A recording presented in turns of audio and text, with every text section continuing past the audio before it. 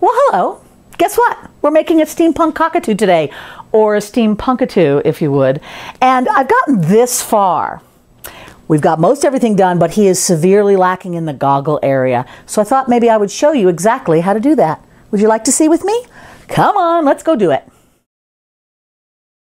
Hey, okay, so what I want to show you how to do is make a pair of goggles for this little Steampunkatoo to wear. For the glass of the goggle, I'm going to use sheet mica. Sheet mica is really neat. It's a rock, which means it can go right in the oven, but it's very thin, so you can see how easy this is just to cut with a pair of scissors. So I have already cut a nice little piece right here. That is going to be just the right size to go over a pair of goggles for him. Don't forget when you use that to wipe your fingerprints off first before you put it on, or else he'll always have fingerprints underneath his little glass lens, which is kind of dorky. All right, so all I'm doing is I'm just taking a little bit of brown clay here. And this one actually is bronze, but anything that's leathery.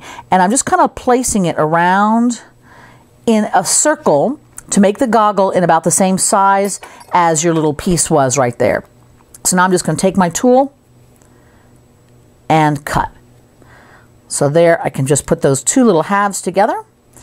And this is going to be right in the spot where the little latch of his strap goes, so that it doesn't matter that this is a little goofy on the end. I'm going to be able to add some clay there and make it look just right. All right, I am going to give it just a little bit of blending because you will see on the inside. So I want to make sure that looks good. Tools are helpful for that, but you can use your fingers if you like. All right, so now I'm going to double check that I've made this about the right size. Get that little piece up there. And looks like we've got a pretty good match there. So I'm just going to lay that right on top. And what you want ideally is you want this piece of mica to be cut so that it fits about halfway on this little snake you made. If there's a little space in here, there's going to be a gap. That's not good. And if it sticks out too far, then it's going to be showing on the outside of that. So you want to make sure that it's just right. And I think this is just about perfect there. Making sure there's no gaps. I think we're good. Now we're going to take some more of that clay, same stuff, another little snake of clay, and I'm going to roll it right around the first one so it will sandwich that piece of mica in between the two pieces.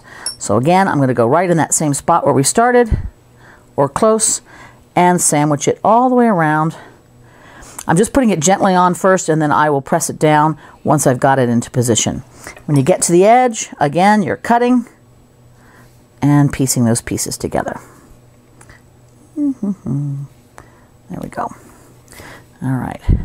So use my tool again and my fingers to really press and make sure that the two halves are grabbing and sandwiching that piece of mica inside. So depending on the light, you can see that there's a nice little shimmer where that glass is. So now we don't want it to just look like a circle in the middle of his head, although you could make a monocle out of that by adding a little piece of chain, but I'm going to go ahead and add straps across the bridge of his nose and around the back of his head, like, you know, goggles would have.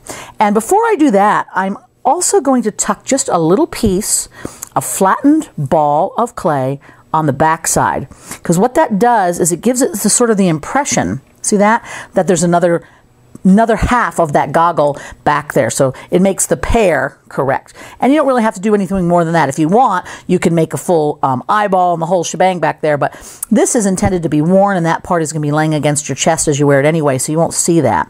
So now what I'm doing is I'm making just a little bit of flattened clay so that it will go right between the two. Should be have a strap goes from one to the other. And I'm going to keep adjusting the length until I get it just about right. Okay. There we go. And it should lay right here. Careful, pick them up. And across and onto that other little flap right there. So see what we've got? That nice little strap around there.